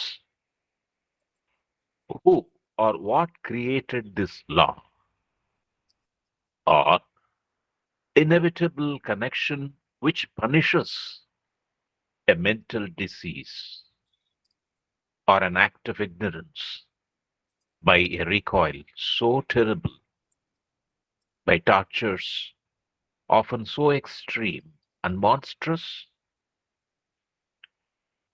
The inexorable law of karma is irreconcilable with a supreme moral and personal deity, and therefore the clear logic of Buddha denied the existence of any free and all-governing personal God. All personality he declared to be a creation of ignorance and subject to karma. Thank you. Explanation. Sir? Yes, madam. The fact is that moral evil is in reality a form of mental disease or caused by ignorance. If we accept the law of karma that punishes this mental disease by its terrible after effects or by its torture, which is extremely frightening, then who or what created this law? The inescapable law of karma is not reconcilable with our idea of God, who is supremely moral. Therefore, Buddha rejected the idea of the existence of any free and all-governing personal God. He said, there is no real personality existing in the world. We exist so long our sanskaras exist. He said all personality is creation of ignorance and subject to karma. Buddha taught that the individual has no true existence. The individual person is fictitiously constituted by a bundle of samskaras and can be dissolved by dissolving the bundle. Sri Aurobindo, Letters on Yoga. Thank you, sir. Thank you. இப்போ evil என்பது ஒரு வகையான மனநோய், அறியாமையினால் ஏற்படுத்தப்பட்டுள்ள ஒரு அமைப்பு என்று எடுத்துக்கொண்டாலும் கூட, அதாவது பகவான் வந்து வெவ்வேறு சாத்தியக்கூறுகளை ஆராய்கின்றார். மாரல் ஈவில் என்பது ஒரு வகையான மனம் சார்ந்த ஒரு நோய், அறியாமையினால் ஏற்படுத்தப்பட்டுள்ளது என்றாலும் கூட, கர்ம விதியில் படி இத்தகைய மனம் சார்ந்த நோய்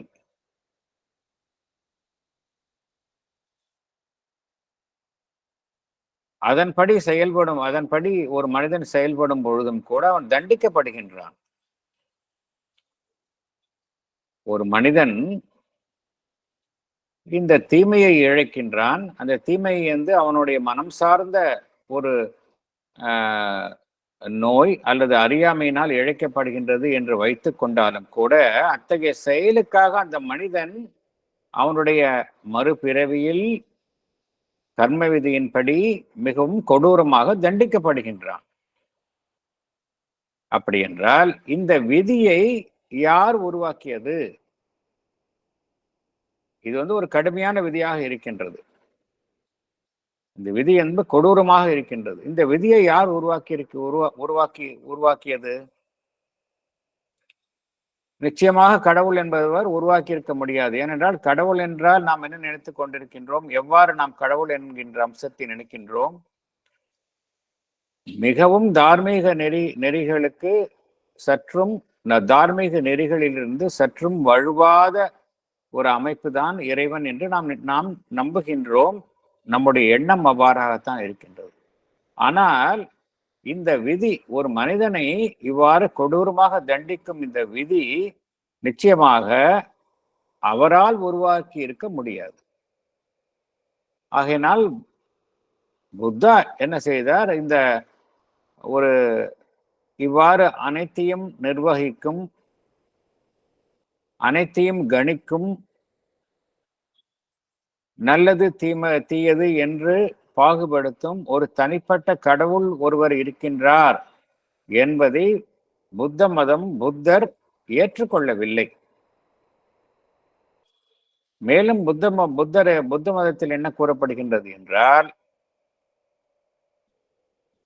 ஒரு தனி மனிதன் என்கின்ற அமைப்பு என்பது உண்மையிலேயே கிடையாது.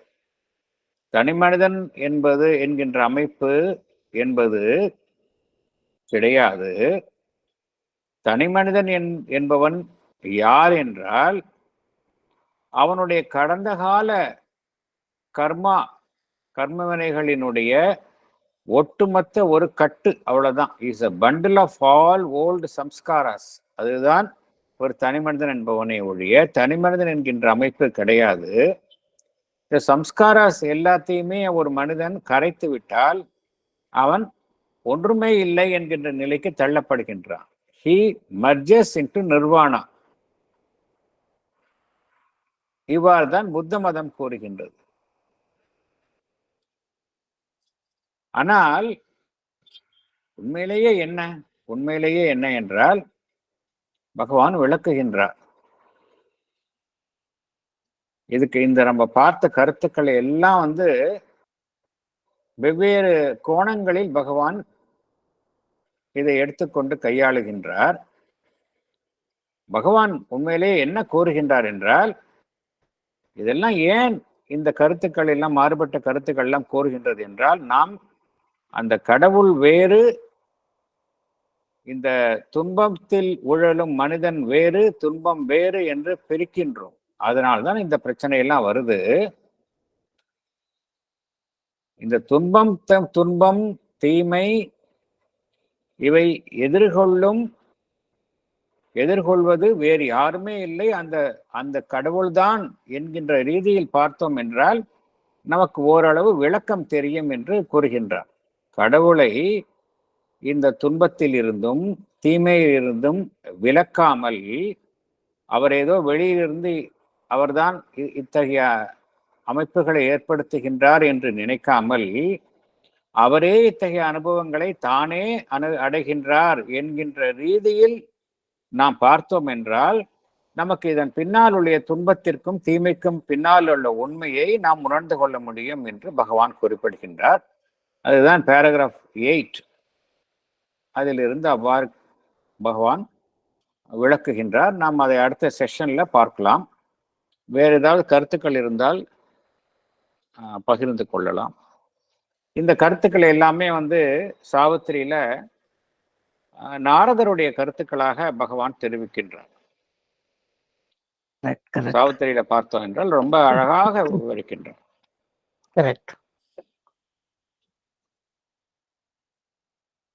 இதை படித்து பார்க்கலாம். பியூட்டிஃபுல்லா அந்த குவீன் கேட்கறாங்க, ஏன் பிள்ளை கஷ்டப்படணும்னு கேட்கறாங்க. அஸ்வபதி கேட்கிறாரு. எல்லாத்துக்கும் நாரதர் வாயிலாக Bhagavan விளக்குகின்றார்.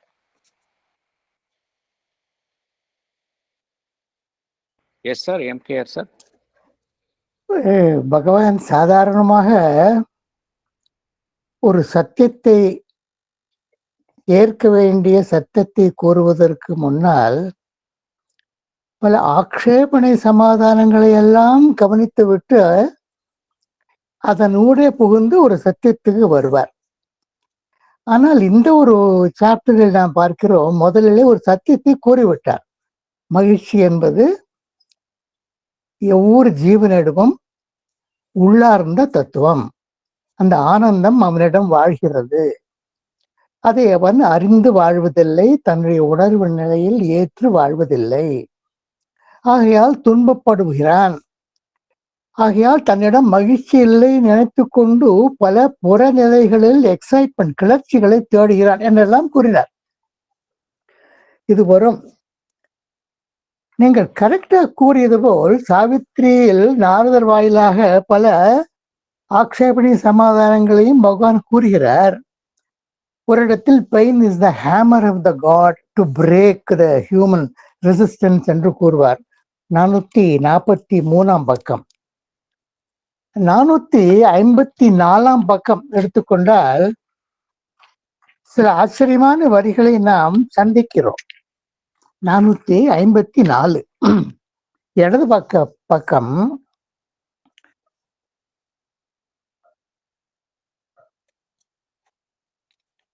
because afflicted by the little self.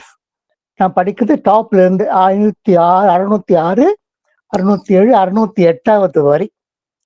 Because afflicted by the little self, thy consciousness forgets to be divine. As it walks in the vague penumbra of the flesh and cannot bear the world's tremendous touch, thou criest out and sayest that there is pain. Indifference, pain, joy, a triple disguise, attire of the rapturous dancer in the vase. Withhold from thee the body of God's bliss. Thy spirit's strength shall make thee one with God. Thy agony shall change to ecstasy அப்படின்னு சொல்றார். இந்த ஒரு தத்துவத்தை எப்படி மகிழ்ச்சியோட பொருத்தி மகிழ்ச்சியோட உள்ளில் வாழும் மகிழ்ச்சியுடன் பிரிக்க முடியாதபடி வைத்துக் கொள்ள முடியும் அப்படிங்கறது இனிமே தான் எக்ஸ்பிளைன் பண்ண போறாரா பேரா 8ல இருந்து? ஆமா, அதாவது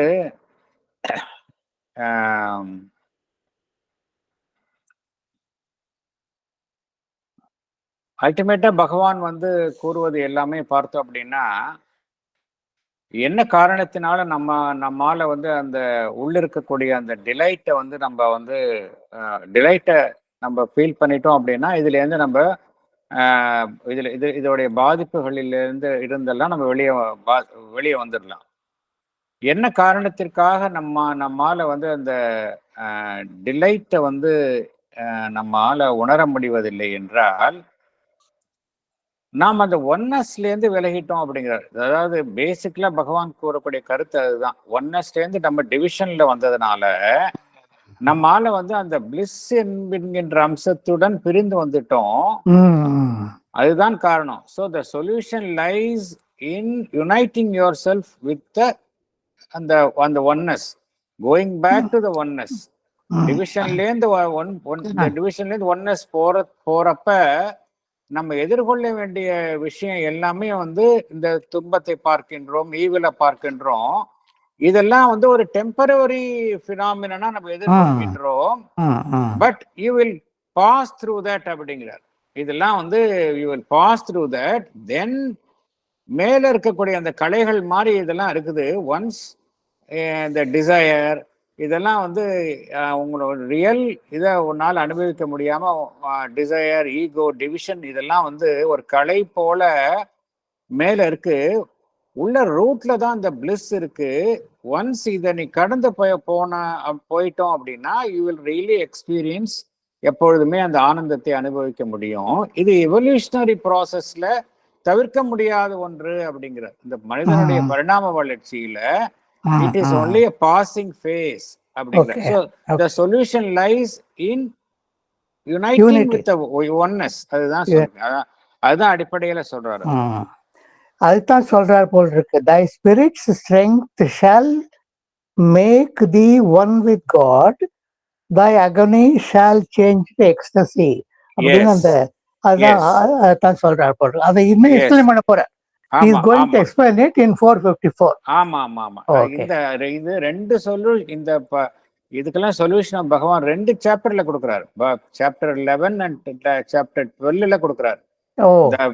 The delight of existence, the problem, the delight of existence, சொல்யூஷன்ல ரொம்ப அழகா கொடுக்கிறார். அந்த அடுத்த சாப்டர்ல தான் அந்த இதுக்கு என்ன சொல்யூஷன் அப்படிங்கறத கொடுக்கிறாரு தான். இதே போல இன்னொரு இது ஒட்டி இன்னொரு எதிர்மறையான அம்சங்களும் மனிதனை பாதிக்கின்றது. அதுதான் டெத், டிசையர் அண்ட் இன்கெப்பாசிட்டி. மனிதன் சந்திக்கும் மரணம், அந்த நமக்கு எப்பொழுதுமே தேவை, இயலாமை, இன்கெப்பாசிட்டி. இதை ஒரு தனி சாப்டர்ல கொடுக்குறார். சாப்டர் 19, 20, 21 3 சாப்டர்ல த அசென்ட் ஆஃப் லைஃப் அப்படிங்கிறதுலாம் பகவான் குறிப்பிடுகின்றார். The death, desire and incapacity. இது மாதிரி அதுக்கும் இதே காரணம் தான் சொல்லுவார். இந்த டெத், டிசையர், இன்கெப்பாசிட்டிங்கிறது இப்ப இருக்கிற நிலைமையில தவிர்க்க முடியாம இருக்கு. The moment the man goes into a higher level of consciousness, then இந்த டெத், டிசைர், இன்கெப்பாசிட்டியை மனிதன் வந்து ஓவர் கம் பண்ணிடலாம் அப்படிங்கிறார். அதே காரணத்தை தான் இங்கேயும் அதே சொல்யூஷன் தான் இங்கேயும் கோருகின்றார் பகவான். All right. Thank you. All right. Okay.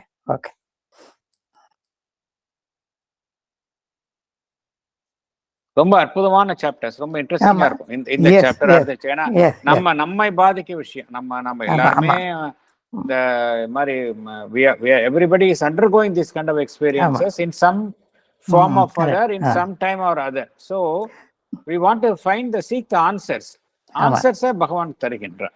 அதான் நமக்கே மலைப்பு ஏற்படுகிறது. ஏன்னா நமக்கு இருக்க சந்தேகம், பயம், துன்பம் எல்லாத்தையுமே அவரே ஒரு ப்ராப்ளமா வைக்கிற பொழுது என்னடா பகவான் இப்படி பேசுறார் அப்படின்னு. But as usual, he is going to explain everything. And then reunite with Ananda. எப்படி ஆனந்தத்தை நம்ம விகலாம இருக்க முடியும் அப்படிங்கிற ஒரு தத்துவத்தை சொல்ல போறார். இனிமேல் சொல்ல போறார். Okay, alright. ஒரு பாயிண்ட் அவர் பகவான் சொல்றாரு. ஈவன் இந்த பிரசன்ட் லைஃப்லயே, இந்த பிரசன்ட் ஸ்டேட் ஆஃப் அஃபேர்ஸ்லயே நம்மால வந்து எப்போ நம்மால வந்து இந்த இந்த ப்ளஷர், இந்த ஆனந்தத்தை அனுபவிக்க முடியும் despite our suffering and pain எப்படின்னா பகவான் விளக்குகின்றார். அதெல்லாம் நான் என்ன சொல்றார், சர்ஃபேஸ் லெவல்ல நம்ம வாழாம the more and more you be in touch with your inner being, that is psychic being, then you become immune to this superficial pain and pleasure, and you'll be always be experiencing the delight of your self delight experience பண்ணலாம் அப்படிங்கிற ஒரு சொல்யூஷனையும் தருகின்றார். Solution is going inside and be in touch with the psychic being. ஏன்னா psychic being is something which is always contains the Ananda. ஆனந்தாவை எப்பொழுதுமே தன்னுள் கொண்டதாக இருக்கக்கூடிய அமைப்பு சைக்கிக் பீயிங். நம்ம மேற்புறத்தில் இல்லாம சைக்கிக் பீயிங்கோட டச் வச்ச உடனேயே நமக்கு வந்து அந்த ஆனந்தம் கிட்டுகின்றது அப்படிங்கிற ஒரு கருத்தையும் இங்க கூறுகின்றார். அதே போல இன்னொரு கருத்தையும் கூறுகின்றார். என்ன கூறுகின்றார் என்றால், இந்த வலி வேதனை எல்லாம் பார்த்தோம் அப்படின்னா ஒருவருக்கு ஒருவர் மாறுபடுகின்றது. அதாவது சில பேர் வந்து வலிக்கு ரியாக்ட் பண்ணுவாங்க, சில பேர் வலிக்கு ரியாக்ட் பண்ணாம இருப்பாங்க, இன்னும் சில பேர் வலியையே ஆனந்தமாக மாற்றக்கூடிய திறமையும் இருக்கு அப்படிங்கிறார். இந்த கருத்தையும் கூறுகின்றார் பகவான். அதாவது வலியையே ஆனந்தமாக மாற்றக்கூடிய அந்த திறமையும் சில பேருக்கு இருக்கின்றது. இப்படிதான் இந்த வலி நம்ம வந்து ஒன்றை பாதிச்சது அப்படின்னா நம்ம வந்து எப்பொழுதுமே இப்படிதான் ரியாக்ட் பண்ணணும்னு அவசியம் கிடையாது அப்படிங்கிறார். வலிக்கு வந்து நம்ம ஒரு விஷயம் புறத்தில் இருந்து நம்ம ஒரு விஷயம் எக்ஸ்டர்னல்ல இருந்து நம்ம பாதிக்கும் பொழுது கஸ்டமரி ரியாக்ஷன் வந்து இப்படிதான் இருக்கணும்னு அவசியம் கிடையாது. நீ அதற்கு ஆனந்தத்தையே பதிலாக அளிக்க முடியும் அப்படிங்கிற கருத்தையும் கூறுகின்றார் பகவான். இந்த சாப்டர்ல இந்த பல்வேறு கருத்துக்களை கூறுகின்றார் பகவான். ஆமா, அதான் மணிலால் கிட்ட கூட Bhagavan is it very painful sir அப்படின்னு அவர் கேட்கிற பொழுது pain it can be borne அப்படின்னு சுருக்கமா சொல்றார். One can be above that அப்படிங்கறார். அந்த 12 years of Sri Aurobindo. ஆமா கரெக்ட். அவருடைய ஃபிராக்சர் ஆனப்ப சொல்றார். கரெக்ட் சொல்றார். அதுக்கப்புறம் இந்த அலிப்பூர் ஜெயில ஒரு செவ்வெரும்பு கடிச்சது வர அப்ப கூட அது ஆமா ஆமா அதெல்லாம் வந்து ஆனந்தா மாட்டி கொண்டேன் அப்படின்னு சொல்றாரு. கரெக்ட். நமக்கு இனிமே தான் நமக்கு இப்போ தேவை ஃபெய்த் அண்ட் பொறுமை. அப்பதான் நமக்கு பதில் கிடைக்கும். ஆமா ஆமா ஆமா கரெக்ட் கரெக்ட். அப்கோர்ஸ் ஈஸியான வழி இவ்வளவு எல்லாம் படிக்கிறதோட ஈஸியான வழி மதர்கிட்ட வந்து simple offering our self as a simple praying to the mother will resort. இதெல்லாத்தையும் விட அது ரொம்ப superior means. superior means அதுதான். just simply praying to the mother. Mother வந்து நமக்கு நம்ம அளவுக்கு கீழே இறங்கி வந்து நமக்கு வந்து அந்த சொல்யூஷனை கொடுக்கறாங்க. that is a superior. no doubt about it. No doubt about it. Thank you. Okay, thank you very much. Thank you. நம்ம செஷனை முடிச்சுக்கலாம்.